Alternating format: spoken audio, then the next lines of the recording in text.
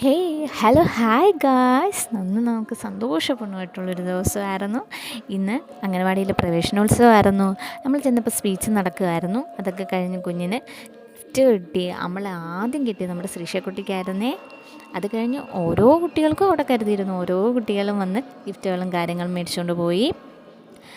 ഓരോ കുട്ടികൾക്കുള്ള ഗിഫ്റ്റുകൾ അവർ കരുതിയിരുന്നേ. അത് കഴിഞ്ഞ് സർട്ടിഫിക്കറ്റ് കിട്ടിയതിൽ കുഞ്ഞുങ്ങൾ സർട്ടിഫിക്കറ്റും പിടിച്ച് ഫോട്ടോസും കാര്യങ്ങളൊക്കെ എടുത്തു.